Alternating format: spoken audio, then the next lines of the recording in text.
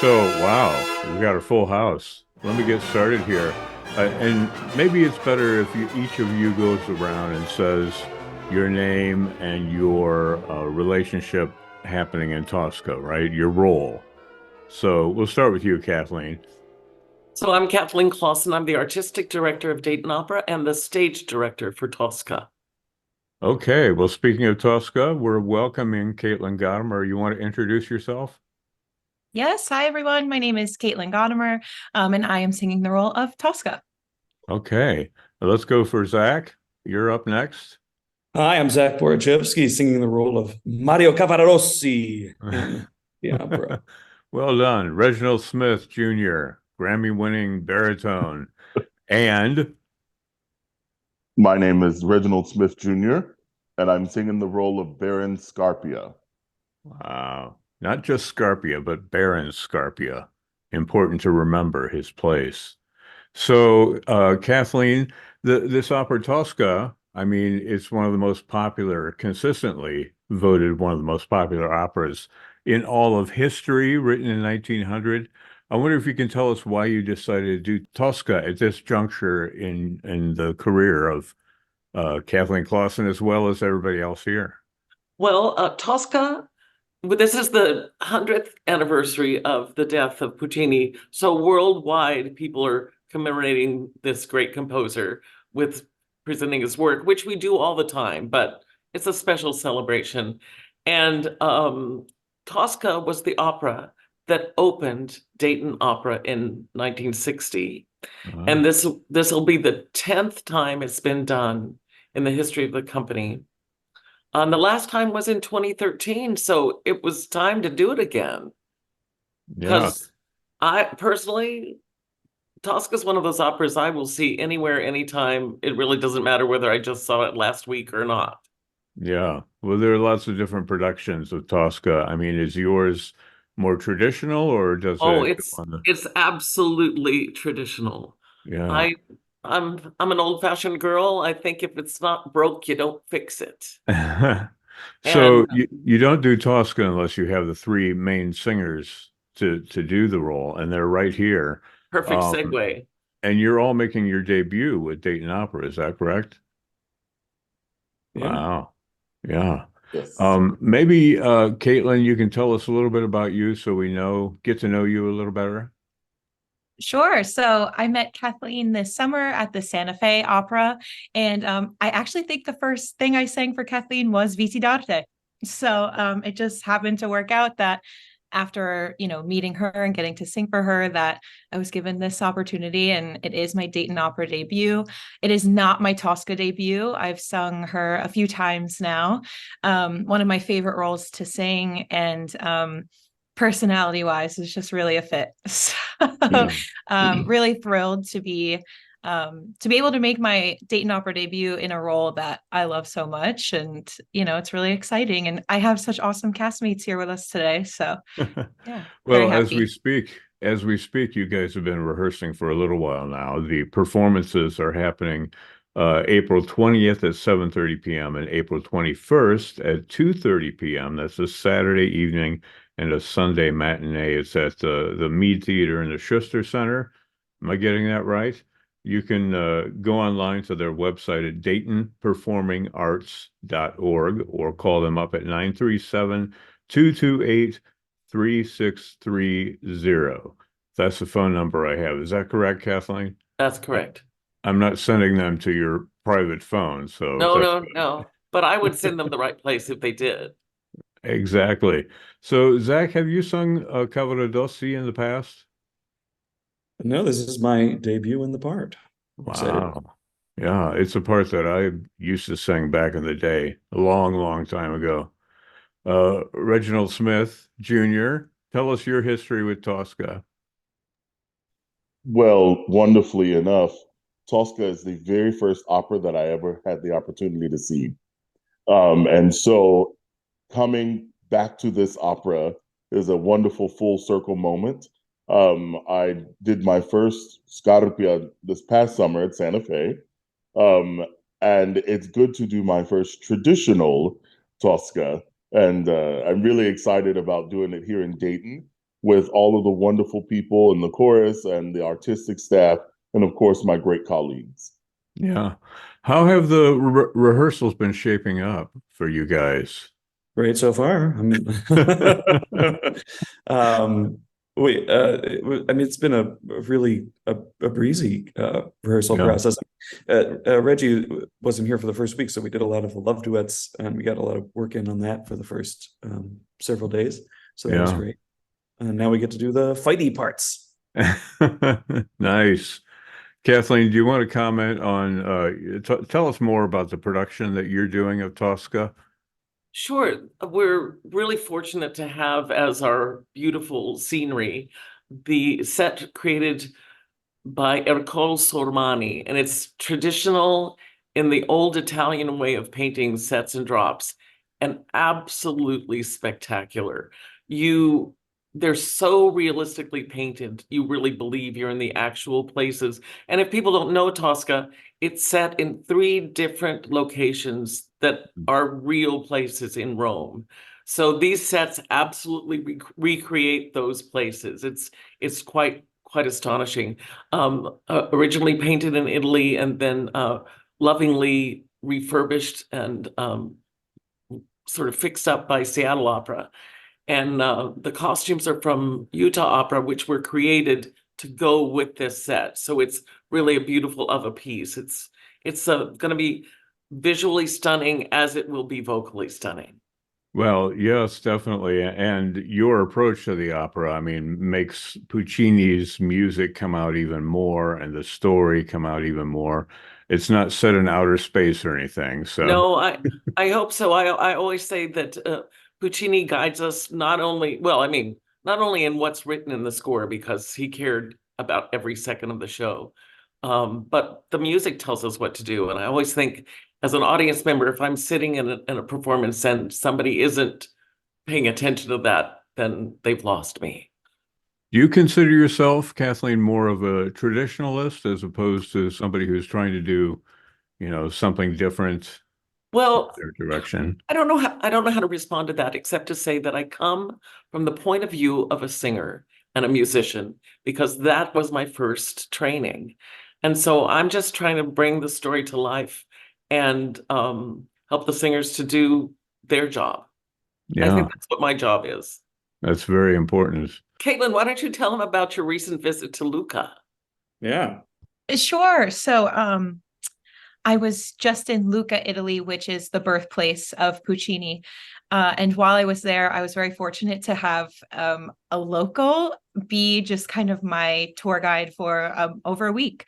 And during my time there, I was able to go to the Puccini Museum, which is where Puccini was born. And you go through the rooms of his home, so the kitchen and everything, and they have,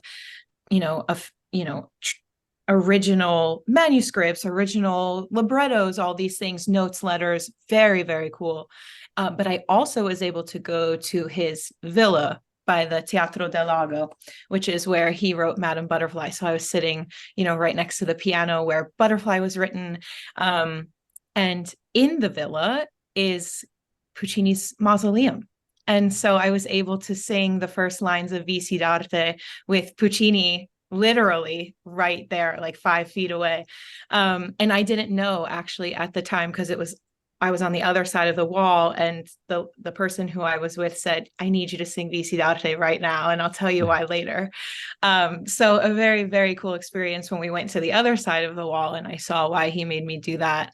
I think in Lucca, there is a tremendous respect and reverence for Puccini and his music.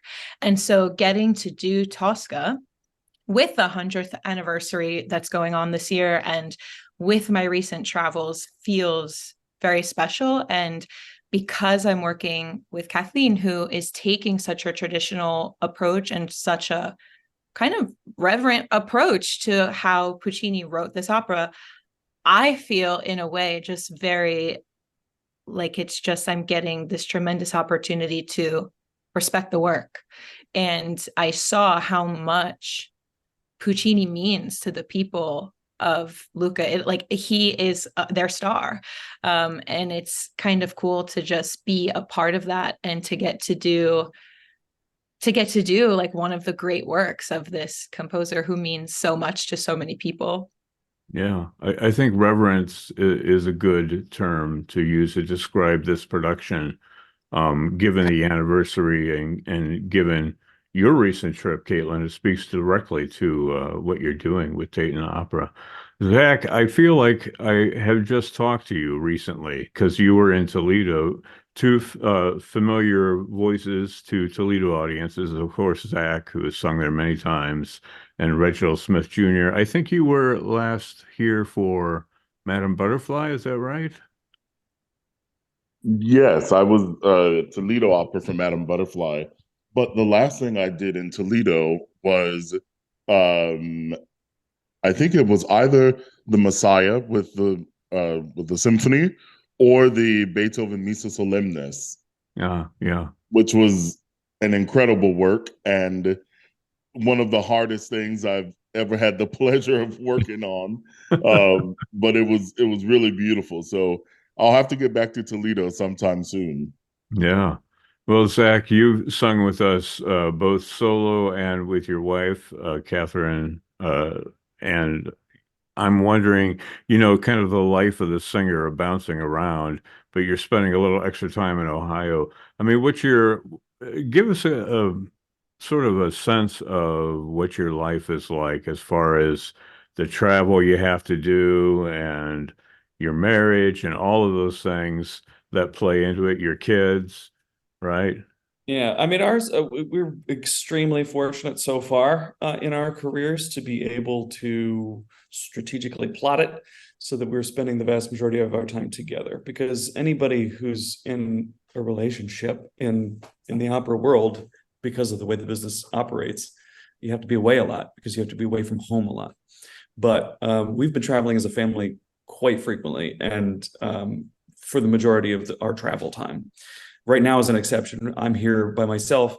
Katie, Catherine Lewick, my wife, has a different job right now in Houston. She's singing an opera, workshopping a new piece by Matthew Aucoin down there for these 2 weeks. And my kids are with Katie's parents back home in Connecticut. So for these 3 weeks, we're apart. But other than this period, we've been together for a whole lot of the time. Since the kids have been born, really. And my daughter is 5, my son is 2. We're hoping to homeschool as long as we can. And the approach with homeschooling is, just have the person who's not on the job at the moment while traveling is in charge of the teaching for the moment.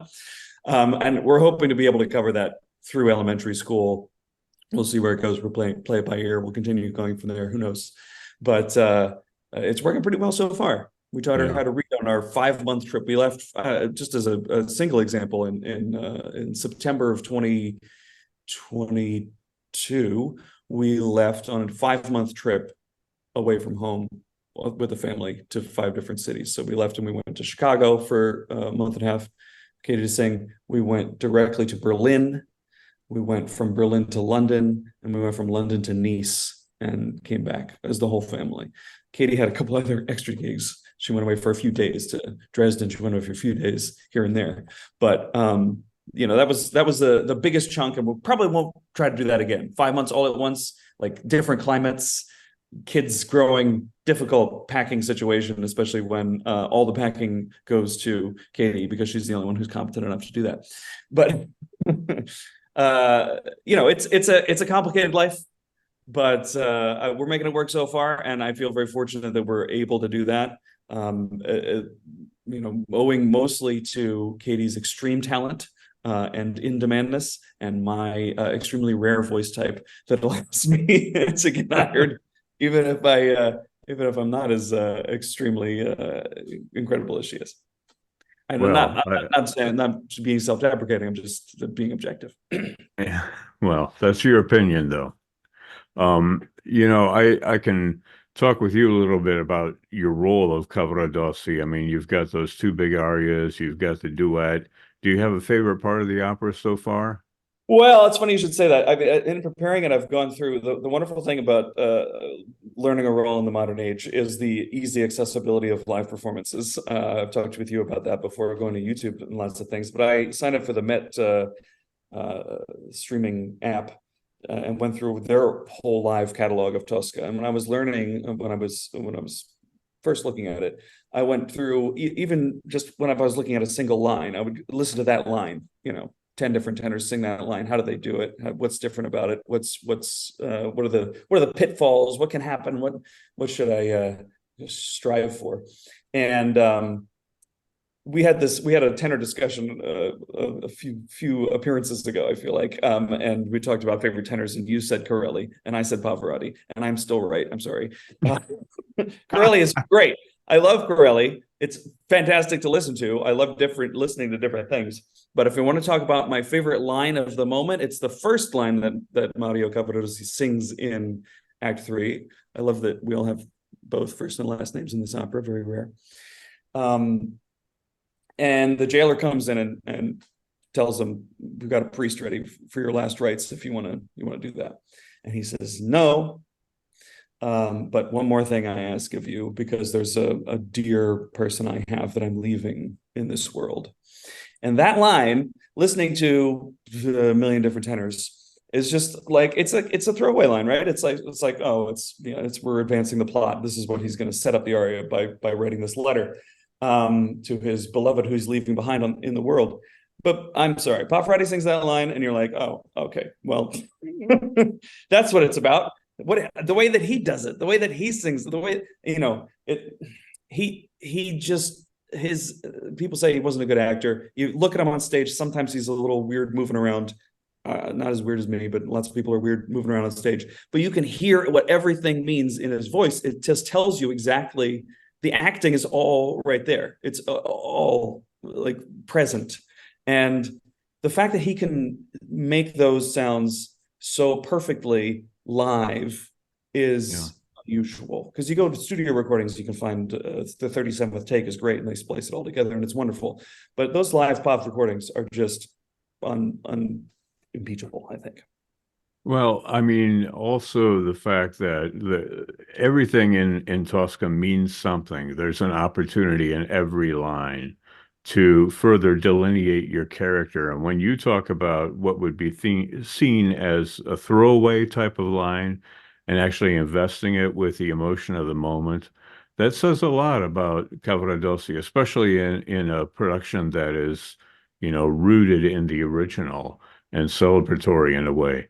Reginald, do you have those moments where you feel like Baron Scarpia, you want to bring out the humanity in him as opposed to making him a stock villain kind of character? Can you talk a little bit about that? Yes, I always think that Scarpia should be lovable in a sense. You kind of love to hate him, and you hate that you love him. But that's what makes him so complex, is that if it's all overbearing and all creepy or so, then your character has no dimension in general. It's the fact that he could snap his fingers at any moment and have whatever or whomever he desires. But there's something about Tosca that just captures his fascination, and the fact that he wants her to give in to him makes it even more such a draw. Like, the more uncomfortable she is, the more exciting it is to him, the more of cat and mouse that he loves to play. And even in the midst of torturing Cavaradossi, he still has these beautiful sweeping legato lines that's so wonderfully inviting, that is very juxtaposed to what's going on in the scene. I mean, she's over here screaming, "Oh my God, please save my boyfriend. Oh no." And he's like, "Oh, my poor dinner. It's so sad. I was just sitting here eating. I mean, I don't know what happened, And so I think that's the thing, that the more you play into the sort of charm of Scarpia, I think the more it enhances the grit of the character. Yeah. If you will. It gives it more dimension, and it shows more shape. And when he does decide okay, now I'm really gonna go for it, it makes you go, oh my God.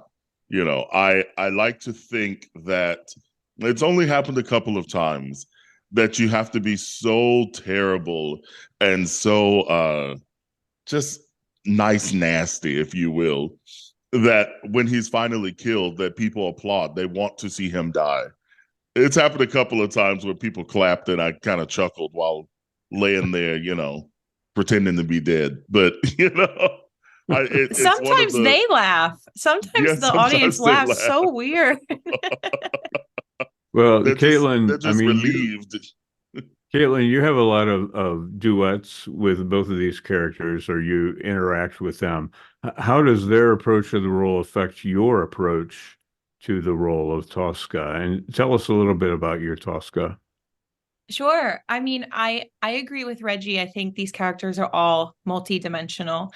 And I think it's very easy to think Tosca is this diva and she's jealous and she comes in like a bat out of hell. And it's just I think that's one side of her. The other side of her is being jealous is how she flirts.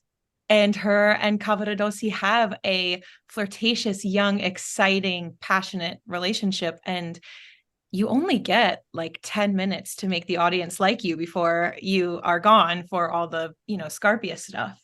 So that initial duet, it's not that she comes in and she's jealous and she's some diva and she's yelling at Cavaradossi. She comes in because she wants to tell him about her plans to have a very exciting evening with him. And then things take like a small turn. And her jealousy comes out in a very flirtatious way. And you know that it's flirtatious because of how it ends. And he says, "You are my jealous girl." And she says, "Yes, I can't help it. This is just who I am," sort of thing. And it's sweet in that way. That is how they interact with each other. And with the duets with Scarpia, I actually had wonderful advice given to me because the music is so declamatory, and because you can easily start to bring that anger and bring that drama into your instrument.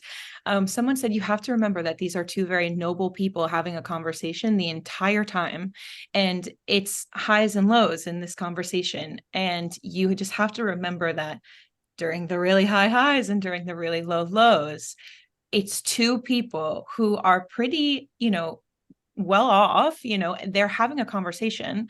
And I keep that with me when it starts to get really wild, because she'll have these outbursts where all of a sudden, like as Reggie said, she's screaming, "Help me, help my boyfriend." But it goes back to negotiations. How much do you need me to pay you to get out of this situation? Or, I want this written down like this, and I want this paper and all of these things.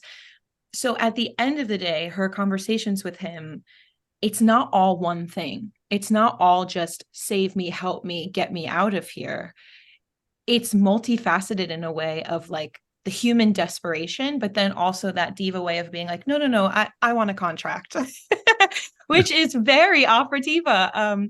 And so I think being multifaceted in these duets and in these scenes brings real humanity to this, very larger than life story. Kathleen, you like what you hear? Of course I do. I agree 100%. That's why we're all here together. It's to tell the story. I wanted to ask Caitlin, when you were at Lucca, did you hear any bells? Did you hear church bells when you were around Puccini's estate? Because I was reading the Ricci book the other day, his longtime rehearsal pianist who it was actually a footnote in a translation of it, so I don't know if it was in Ricci, but he was talking about how Puccini's villa like has a lot of church bells around, and maybe that was the inspiration for him to use so many bells in this opera. Yeah, so actually there's in Lucca there are two towers. Actually, I'm sure there's more than two. I'm sure there's like 3 or 4, but there are 2 that are known that you can climb to the top. And I climbed to the top of both. And one of them is a bell tower and has, the big clock and has the bells up there. And it's funny because when I was up there, I was actually thinking of, in Mimi, she sings like, "I look out and I see the rooftops." And it's, when you're up there, it makes sense. All of these lines, even Rodolfo has some lines that I was like, oh, that's definitely about this place. So, it's super cool when you're there, to see like kind of how these lines show up, and you're like, oh, that makes a lot of sense. But yes, I actually did climb to the top of this bell tower that had, multiple bells, and I'm sure that I have to think about it. I think walking wise was probably like 5 minutes to his house, if 5 minutes. Yeah. Yeah. Puccini researched the actual bells in Rome and found out what pitches all the church bells were in the area of the Castel Sant'Angelo, and found those pitches and used those in writing the overture. Yeah, he was very specific about the pitch and the timbre of the bells. That's so interesting. It also brings up the idea of the chorus. There is a chorus, albeit small, and the orchestra itself. Kathleen, can you talk a little bit about all the forces that are going into making this Sure. opera Well, happen? we have our Dayton Opera chorus. They're just wonderful. And we have a children's chorus that we auditioned for and put together for this piece, and two young singers who are playing the roles of the shepherd. So it's great. And then of course the Dayton Philharmonic in the pit. So it's not Yeah. just a pickup band, it's the Dayton Phil. So it's gonna be great. Yeah, it sounds Saw like a them great With opportunity. Neil Gittleman conducting. So yeah. Yeah. We Zach, saw were you them going to say something? Finance. Yeah, they just the Dayton Philharmonic just did a eclipse themed concert where they did the Helios Overture by a composer from Carl Denmark. Nielsen. Yeah. Yeah, and the planets, and it was a fantastic performance. Good showcase for the brass, which are also heavily used in Tosca, of course. Yeah. Well, we're on the tail end of the eclipse. As we're speaking, it happened already. What did you guys do for the eclipse? Did you like stop rehearsals and go outside and watch everything? We rehearsed in the morning. Generous. Go ahead. Yeah, that's okay. We rehearsed in the morning, and then we took the afternoon off so that everybody could see it. Because once in a lifetime, you got to do that. Yeah. Could you tell I was a former singer because I knew that you were rehearsing and, and then you took a break? Yeah. Is Dayton still in the path of totality for the Yes. eclipse? Were you? Did you see it? I did see it. I went to the University of Toledo. We had a live broadcast during it, and it was a big party, and people were cheering and yelling when the sun was, blocked out. So it was a Yeah, great we went up. experience. We went up a half an hour north of Dayton because just you get a minute more of totality if you drive a half an hour. So we drove up there and checked it out up there, and it was quite something. Yeah, spectacular. Well, back to Tosca. These performances are Saturday and Sunday, April 20th, 2024 at 7:30 p.m. and April 21st, Sunday afternoon at 2:30 p.m. It's at the Mead Theater in the Schuster Center. You can go online to the website DaytonPerformingArts.org, or the phone number is 937-228-3630. I think that your Performing Arts Alliance is a little different from the Toledo Performing Arts Alliance, or Alliance for the Performing Arts, as they call it. I wonder if you could just close by giving us a brief rundown of how everything is organized, Kathleen. Sure. We are the only company in maybe the world, certainly in the United States, that is the Dayton Ballet, Dayton Opera, and Dayton Philharmonic all under one umbrella. So we work together to plan our seasons, and the marketing team is the marketing team for the whole organization. It's extraordinary. We get together, and that's work together to Yeah. do everything we do. It's really quite remarkable. Well, I love that it's a sort of a one-stop shop for all these events. And if you go to the website, then you see a calendar of events, and there's always something going on. Right. The Philharmonic last week, the ballet will be this weekend, and the opera next weekend. So there you Yeah, go. the opera is the cherry on the cake. There you go. A great opera, great singers. It sounds like a great production. I really appreciate all of you for coming on and giving us a little backstage tour what's going on with Tosca. Thank you Thanks. so Well, much. hope the folks from Toledo will come on down. Brad, let me say one more thing about Yeah. Tosca and Ricci. I was looking at the Ricci book, and Puccini evidently really, like, there was a Spanish tenor who came in and wanted to do E luce con le stelle in the way that Corelli does it, the way that like is sort of traditional now, in terms of the big decrescendo on D sharp, big decrescendo on show, and then and Puccini hated it and like cussed him out after because they had worked on it in rehearsal, and the Spanish tenor said he would do it the way Puccini wanted, and then in the premiere he didn't, and he got a big ovation for it, and he was up to Puccini, was like, "What do you think?" And Puccini cussed him out. I have to say my favorite part of the role is when he sings Vittoria, Vittoria, and you hold that as long as you can, right? Yeah. Yeah. And Puccini also hated Vittoria as opposed to Vittoria. Okay. No Franco Corelli bashing in this. Well, that's what I'm saying. Like, I think you can make it make sense. I understand like both sides of that argument, but I think I'm probably going to just do Okay. I'll see if I can fit that in. Anybody else have anything that you want to say at the last minute before we go? No. No. All right. Thanks. All right. Thanks, Bye. guys. Hey, Brad. Thank you. Thanks, Brad.